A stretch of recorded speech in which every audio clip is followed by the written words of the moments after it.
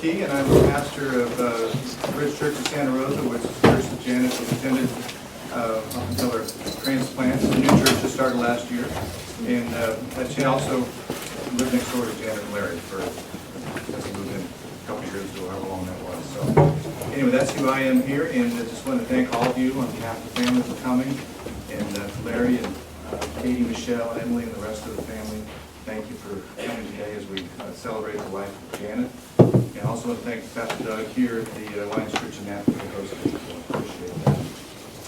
You know, in John chapter 11, Jesus said, "I am the resurrection of the life. Anyone who believes in me will live even after dying." And that's where our hope and our confidence comes from today. And I'd like to look at Dear Father, we look to you this morning for your wisdom and understanding during this time of remembrance. May you comfort all who are here as we celebrate the life of Janet.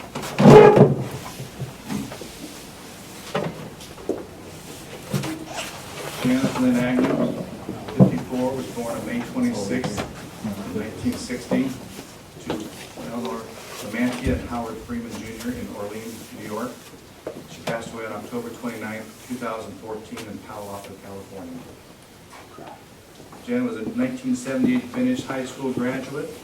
She's survived by her partner, Larry Rhodes, her daughters, Katie Agnew, Michelle Agnew, Emily Agnew, her granddaughter, Scarlett Linville, Leanne Dean, Gloria Shields, Susan Freeman, Scott Lamantia, Norma Jacobs, Charles Freeman, Phyllis Boyd, Jamie Dean, Cedar River Freeman, Mark Lamantia, Gary Monroe, Carissa Nazari, Carol Wood, Don Wood, Becky Drake, and Sean Drake, and she was predeceased by Norman Lamantia, Laurel Freeman, Crystal Slogan, William Freeman, and David Boyd. My wife Kim and I have had the privilege of living next door, like I said, to Janet and Larry the last couple of years, and I know my wife was especially able to spend a lot of time with her this last year, and enjoyed a lot of talking and well, they just talked a lot, okay? But it was kind of fun to talk, and they realized that back in the late 70s, early 80s, they both went to the Napa Christian Church Youth Group together, and they didn't even know each other. So it's kind of the small world in which we live in. I understand Janet spent some time in choir in junior high. Now, I don't know if you knew that or not. Apparently she didn't think she was any good, but I guess that she probably did pretty good. She was probably just fine. She, from what I understand, she loved the outdoors and camping. She liked to cook good old-fashioned comfort food, which I'm all into. You know, the fried chicken, mashed potatoes, and you know, fried chicken and dumplings. And I hope, I don't know for sure, but I hope she cooked chicken fried steak, because that would have been great. I guess she liked to go to Pinterest and find recipes, and she would go ahead and try those up. And that's kind of one thing she really enjoyed. Katie, remember one of Janet's earliest jobs at a soft serve ice cream place called the Frosty Cone. And Katie would sit on the floor and watch her mom work. That was a fun memory she had of her mom. Janet had other jobs, such as working at the jewelry store, but she really loved her last job at Testament Construction the best. She really did enjoy that. I know Janet loved all of you daughters. She talked about you often. And I know Katie was remembering the day about the time when Michelle was young and she climbed up on a hutch and fell. You freaked your mom out. But she ran next door, got a neighbor who saved the day, and says those kind of memories that are scary at the time, but now you get to laugh at. So you know, she enjoyed that. Of course, Jan and Larry did many things together and had a lot of different interests, but I think the one of the Giants game being a Giants fan, I think Larry transformed into a Giants fan. She had a choice. I mean, I think she was happy to do it. But, so it's kind of classic that it's fitting that she hung in there until the Giants won the World Series. That's pretty cool. So, you know, Janet's life got tougher some 12 years ago or so when she came down with alpha, and then about 8 years ago she was diagnosed with Churg-Strauss, and I can't tell you what all those mean. All I do know is it was very difficult times. It wasn't an easy road for Janet, as many of you know. But she did a good job of dealing with a tough situation, even at the end, and just that last stretch, she was very good about just putting things in perspective, and I think that was really quite a nice thing to see. And then when Janet's granddaughter Scarlett was born, she quickly became special to Janet, and Janet loved spending time with Scarlett and doing many things, like to go to the park, take to the library, and of course having tea parties together is an essential for a grandmother and a granddaughter. And I'm pretty sure, I think a lot of them, I'm pretty sure that she hung in there for Starla as long as she could. So at this time, I have Michelle come up and read one of Janet's. Janet liked many different poems. One of the poems that she liked was one called "Life is Precious" by Laura Strickland. And Michelle will read that for us now.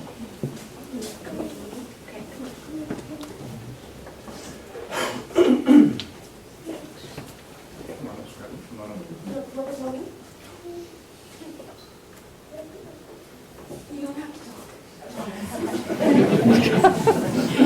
Okay. So, life is so precious and each day is a gift. So enjoy every minute as if it were your last to live. Cherish your loved ones, hug them tight, share with them your heart and your time. Nothing is forever and life goes so fast. Each minute that passes is one you can't get back. When trouble arrives and knocks you off your feet, stand up and smile and remember life is too sweet. Every morning when you wake, decide right from the start that today will be a good day and let it all in with an open heart.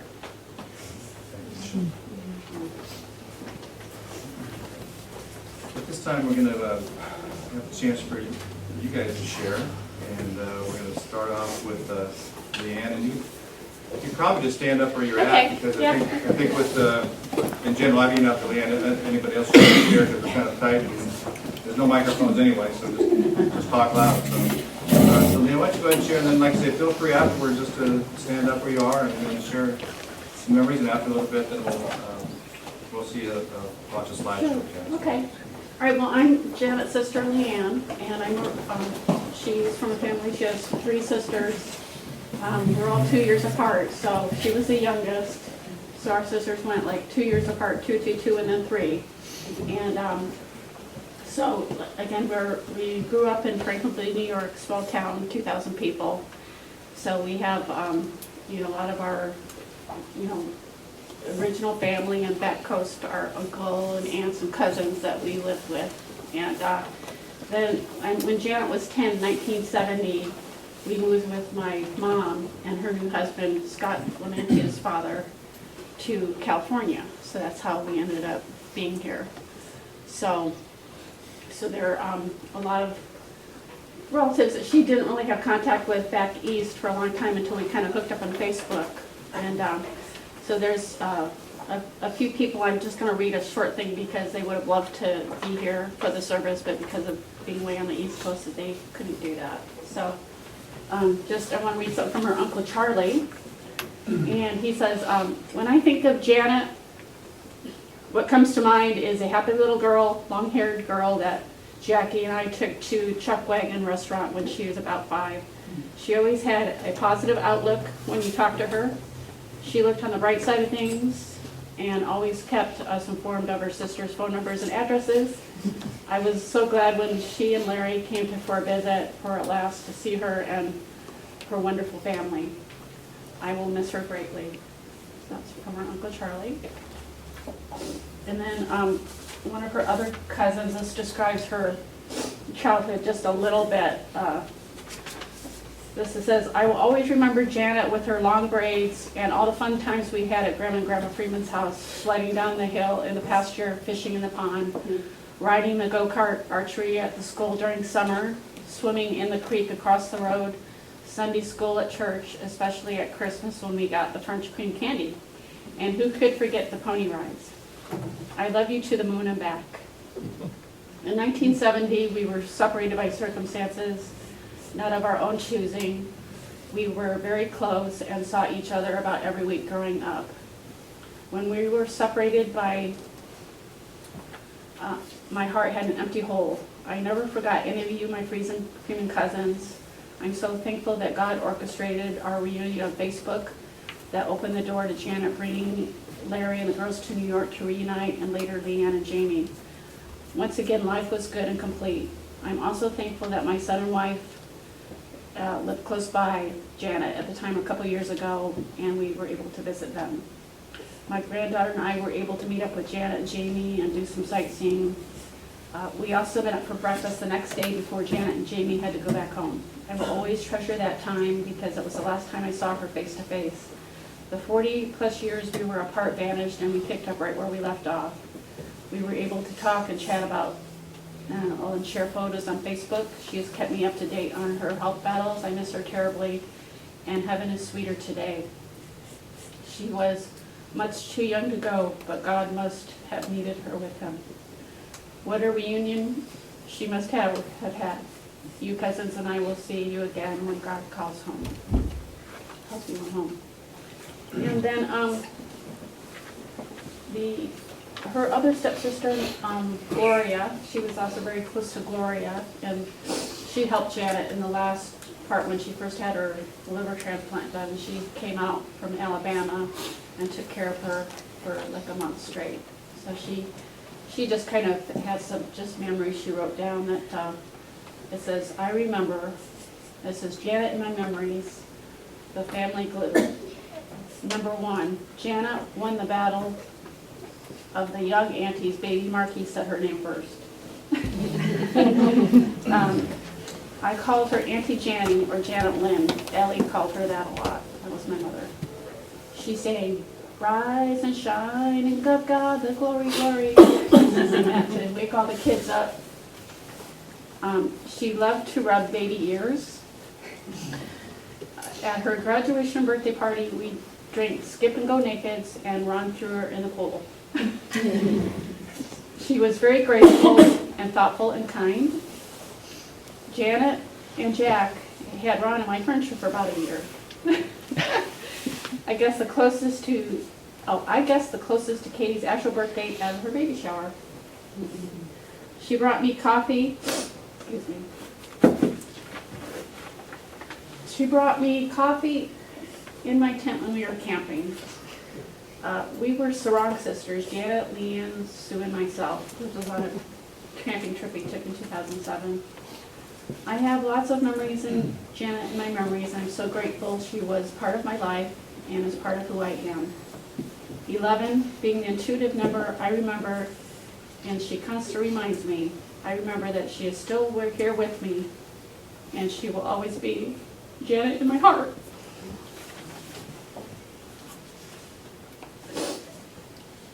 And one last thing, this is from her other stepsister, Norma.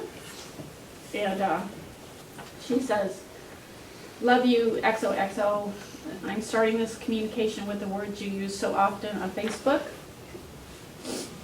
To think of your sweet self always reaching out with sunny kindness is enough to put a smile on my face. What a personality you grew up to be. Leanne sent me pictures of you the way I always have thought of you. The quiet but smiling little girl with very long thick hair that I remember in the beginning of our family life. Fast forward to present, I can't believe your babies are all grown up and you made a grandma. Sometimes it can be challenging to get words to work the way you want them to when a special person like you has to move on, but it becomes one of those times. First of all, I want to say I wish I could be there to celebrate you with everyone else. But I'm content knowing Leanne will be a great surrogate and will convey my thoughts perfectly. This may seem like an outlandish concept, but I think you'll like it even if it's not mainstream, simply because it is real. Things that you have done are referred to as memories because they are in the past. But I can't say I will always remember you because your presence is not gone. The effect you have had on all of us still exists and will every day in our lives. How can we refer to the lovely lady who generates the feelings we have in common as a memory when your presence is living through everyone touched by you? We are still here in every interaction that takes place in the world you once ruled. And now as time goes on, I will share an example for you. You always would tell me when you're thinking of me on Chris's birthday, Celia's birthday, and the other day. That's when I realized you were and still do, because I was thinking of you and still connecting, still Janet. So I just want to say, just like I know Janet longer than anybody in this room, and, you know, so we've always had a special bond. I taught her ABCs and how to count to 100, and, you know, so, and we always, you know, looked out for each other. She was always there no matter what was going on in our lives, and even though we lived in different cities and states for a long time, we always just, any time it was just so good, we'd just pick up the phone and call each other, and, so, yeah, one of the reasons I moved back to California, I lived in Colorado for about 10 years, was to be closer so that I can go and visit her. But I kind of still feel like she's with me as well. So, thank you. Thank you. Like I said, anybody, feel free to stand up and share a memory. And maybe let's do that before we watch the flash. So Trish and I want to stand up together. And I think Janet would like you to laugh. So I've been thinking of the funny Janet stories we know. I met Janet when I was married to my first husband. We moved to Lake County. And I'd only been there for a few weeks, and I go shopping with my little kids. And there'd be this lady with these two little girls. It was just kind of weird. We smiled at each other, and this happened like 3 or 4 times. And then I take Becky to preschool, and in walks Janet with these 2 little girls. And we just started laughing. It was the funniest thing. So we became friends. Sorry. But then, you know, what has Janet taught me besides having grace going through everything she's gone through? Because there's always was something, you know, with her health issues and everything. And she did it all with such grace and beauty. And living in Lake County is a very redneck little county. It's a great place to live, but it's very redneck. And Janet's the only one you know that could wear spiked hair and have it colored.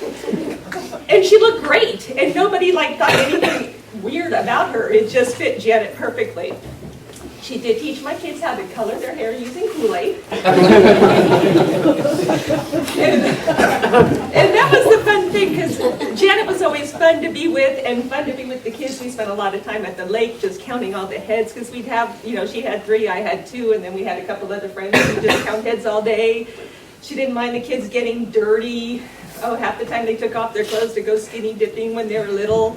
You know, and we were very much alike. And we would always talk about our kids, and neither of us would put on airs with each other about our kids, and we'd tell the truth. And we appreciated that about each other because, you know, our kids got in trouble. We didn't have always the best behaved kids, but between her and I, it was okay. We felt safe talking to each other about that.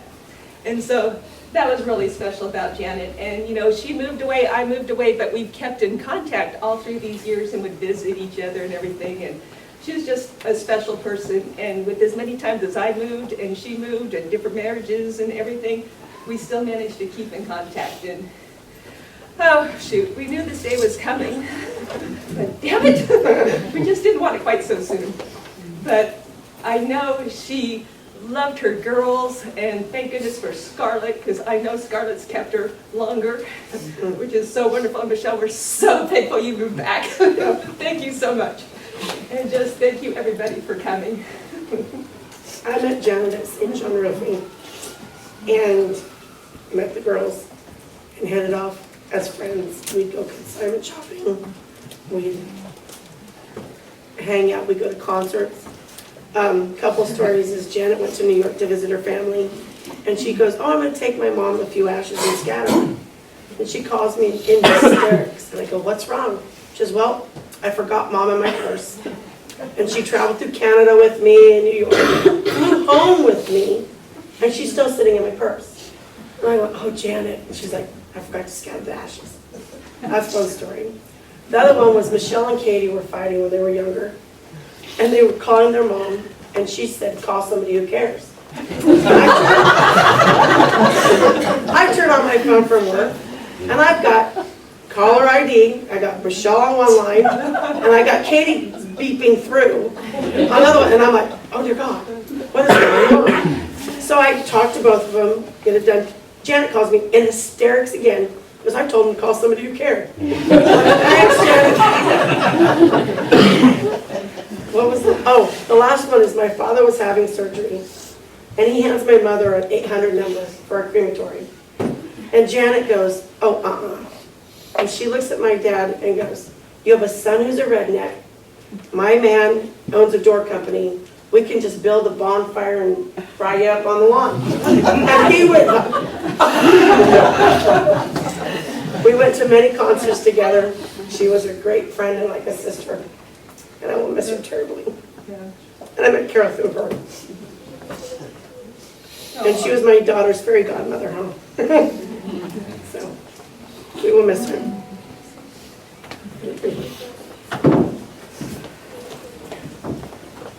I have a few words. My name is Cedar. I'm Janet's nephew. My mom, sadly, her older sister couldn't make it. She has some issues going on with herself. But I know my mom would actually have some things to say. For one, my mom always said that her theme song was Damn It Janet from Rocky Horror Picture Show. And two, when Larry and Janet, my Aunt Janet, came up to visit, me being a teenager, I always like to sleep in. And she did the Rise and Shine song to me while pushing on my stomach on the bed until I was about to fall off. I trained myself for the next day. And that day I was on the couch sleeping. And Aunt Janet had my bed. I was mad at her for that. But so the Rise and Shine didn't work, and then she thought it was a fun idea to turn on the fan, get a squirt bottle, get a pot and a spoon, and start banging on it while squirting me in the face with a squirt bottle with the fan on and yelling, "The apocalypse is happening." And I tried to ignore it really badly. And then all of a sudden, I feel this hand grab my leg and just rip me off the couch. And then she sits down and turns on the Super Bowl.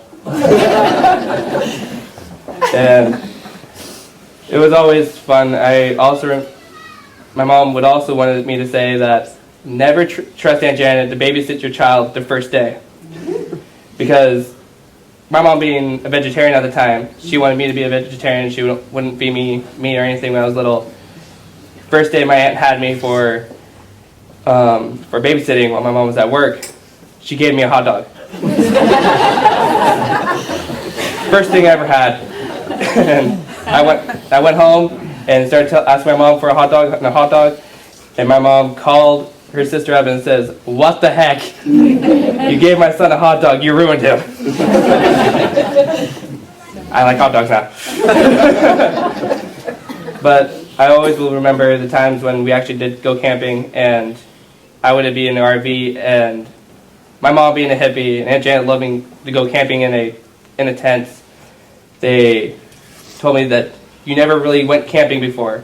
I'm like, yes, I have. I've been in a trailer and in a campsite. They're like, you have TV in there. You need to unplug. Sleep in a tent. So without me knowing, they unplugged the RV from the outlets, tossed me outside with a tent and a sleeping bag, and told me, rough it. My mom laughed and closed the RV door and locked it, and my aunt was just in the RV through the window drinking hot coffee. And ever since then, I loved camping. I became a Boy Scout because of her, because she always told me, go rough it in the woods and everything, and my mom told me, go to boy camp. Boy camp, yeah. Boy Scouts. And then shortly after that, I was going to join the Marines, and this is what she told me. When I told her that I was joining the Marines, she was like, okay, you know it's tough, right? I told her, yes. You know they're going to be on you like nail on a board. I'm like, yes. If you quit, I'm going to slap you across the face. I'm like, and I was more terrified of her than boot camp for the Marines. So I was like, okay, the only way I'm out of this is if they told me I can't join. Sadly, I couldn't join. But if she was here and I told her that I couldn't join, she would probably be like, see, name, they didn't want you. I would probably laugh, and tell her yes, they would. But all the times that I was with my aunt, even though through the hard times, she always, end of the day, she would always make me laugh and have my mom's back with everything. And I'm surely with all of you guys who all were touched by my aunt, were also got mad sometimes, but at the end, she always made you guys laugh. And that's all I want her to be remembered by is her laughter and making us all happy and laugh. Well, thank you. Hi, my name is Mike. I'm Larry's son-in-law, and I've known Janet for several years, and I have great memories of barbecues in her backyard, and mostly how much she loved my kids, and that was really a lot. But I think that when I think if there's a lesson that I can learn from Janet is that she was always positive and always optimistic and always smiled.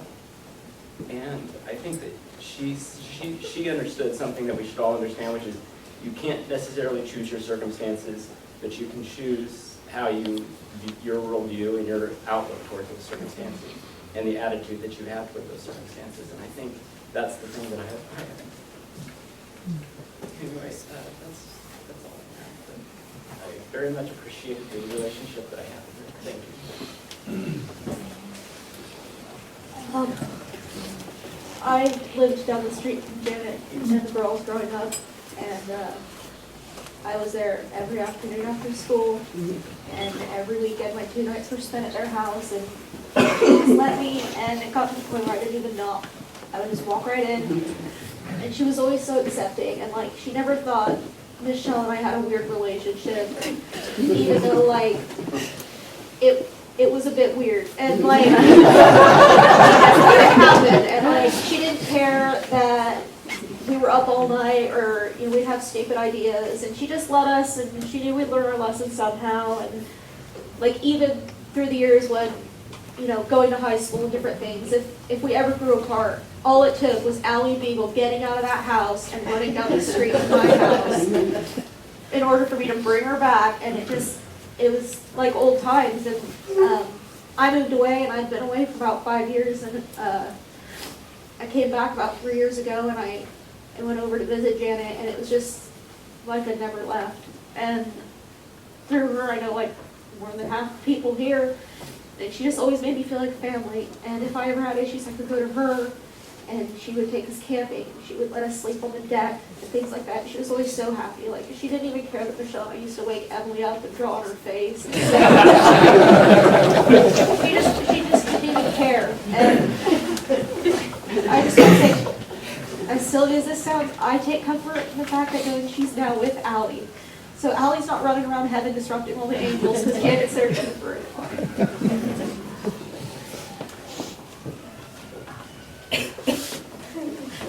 Hello. My name's Josh Greeny. I was her former stepson. She was married to my dad, Joe, for many years. My earliest memories were living in the house. And 6 kids, and the crazy of that all. It would be easy to remember a lot of the drama that happened, but it's so much easier to remember all the funny and fun times we had, all the camping trips we went through, where tents almost blew into the ocean, Allie getting killed by the cats from off a refrigerator. It's just, she was always a very positive person. She always was there to help out. And even after my dad and her got divorced, she still reached out. She still wanted to be a part of my life. And it would be easy, from experience from other people, that they never got that from their parents.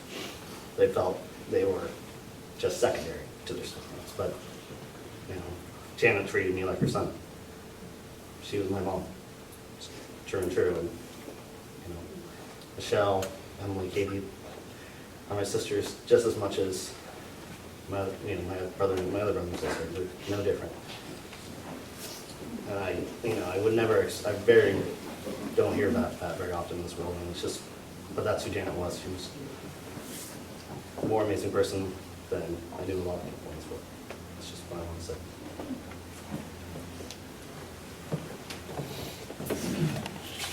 I just wanted to acknowledge to the girls that the teachers that I'm a former teacher, and we had the girls in the classroom, Mary Ann Powers and myself, Christine Chapady-Lane, and the teachers, Mrs. Ward had an engagement, couldn't come, wanted to, and so the teachers wanted you to know that you're in their hearts, and we all send our condolences.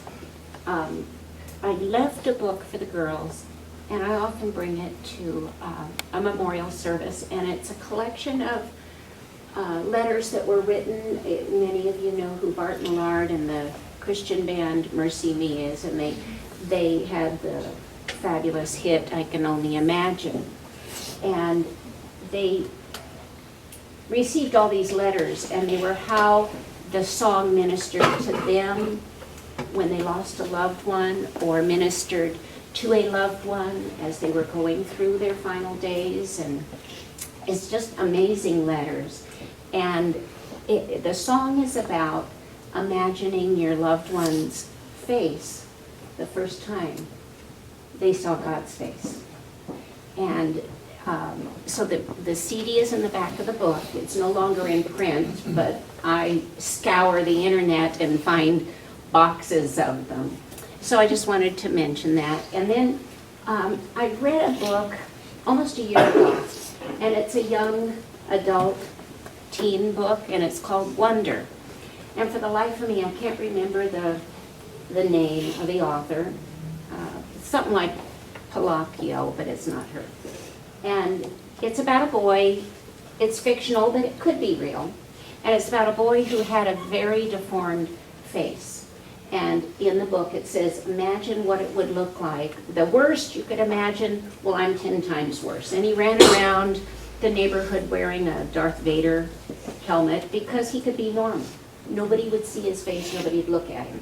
And so he progresses through school, and his sister is in a play, and he never wanted to go out and be in public, or he'd never be on stage because he obviously didn't want people looking at him. Eventually, he's on stage. Oh, and what he just wanted in the worst way is he'd see standing ovations for the kids in the play. And he wanted that. He eventually got on stage and he got his standing ovation. And a comment he made in the book is everybody, one time in their life, should have a standing ovation. And knowing Janet and how she'd always take the back seat, never wanted the glory, she probably never got her standing ovation. And I would like all of us to stand and give Janet her standing ovation, because she truly deserves it.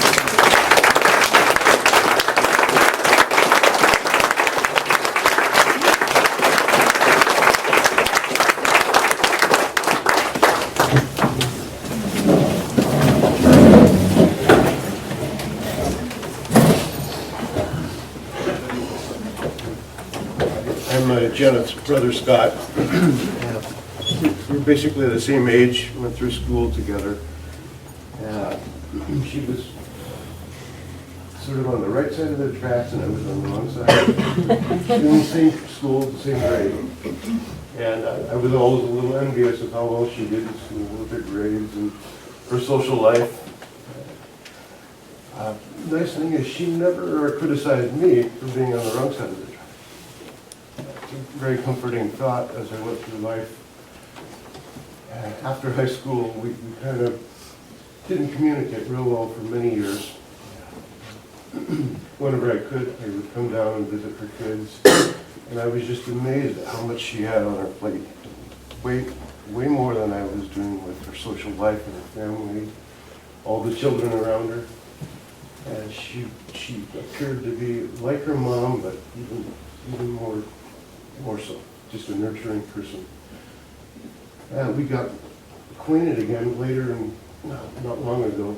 She came and stayed with us for a month, and while she was recovering from a surgery, and to observe her and her strength and courage after that, just as everybody else is saying, it was amazing.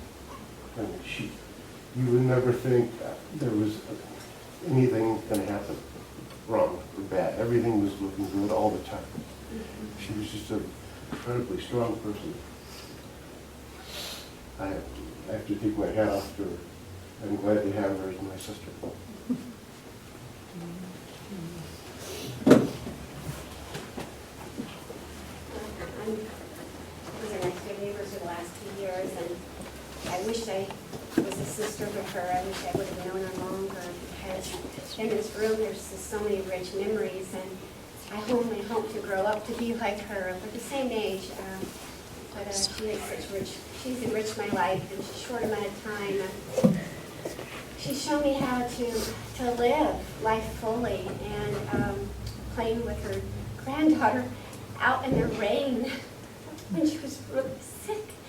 And I would look at her and I was just like, what a great example for me to have, to take each day and to make it the fullest, no matter how I'm feeling, and to reach out to people who are not feeling well.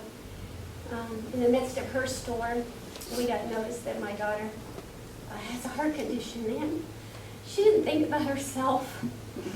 She always asked about my daughter and how's she doing. She had a wedding on top of it, and she would reach out and be so excited about my daughter's wedding. And although my daughter got hit with this diagnosis like a couple months before her wedding, she just it didn't matter to her. She was always like, how's she doing? And she would come out of her house like rushing to my car to see how my daughter's doing daily. And I would too rush her car to see what's going on. And Michelle, even in the midst of the storm, this big girl will never be the same. Our garage door was broken, and my husband had a gentleman come over to try and fix it. He couldn't fix it, but they left it up, and I was taking my daughter to school. And as I reached down to close it, my finger got caught in it, and my daughter almost passed out, so she couldn't help me, but I told her she had to, so she lifted it up. My finger was like that. And I didn't know Michelle at the time, but poor Mama had to rush out of the car, and she was so sick at the time, and Michelle rushed me to the hospital and it was just one of those times where she was taking care of poor Michelle's taking care of two people at once, but I had just great memories of she taught me how to be a grandmother, that I'm not yet, but to be the best grandmother and the best mother, and to take every day and just have fun with it, even no matter how poorly you feel or whatever circumstances. It's also a life lesson when you have a roll-up garage door and it's stuck in one floor. No matter how tempted you are, do not put your hand in the crease. Don't stuck, don't put the, just a refresher course. It'll never be the same. Anyway, I'll never get my finger stuck in the garage door. You didn't think you were going to? I kept saying, well, at least I have 9. Anyway, anybody else before we show the slideshow? Yeah.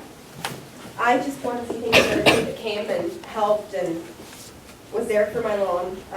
Anybody that knew her knew that she was the least selfish person on the face of the planet and put everybody before her. She was always there to make you happy or laugh and kick your ass if you needed it. Yeah, she was pretty scary when she wanted to be. I grew up with a single mom, and she raised 3 kids by herself for most of my life. And even though we didn't have everything, I had a lot of love. I had a lot of love.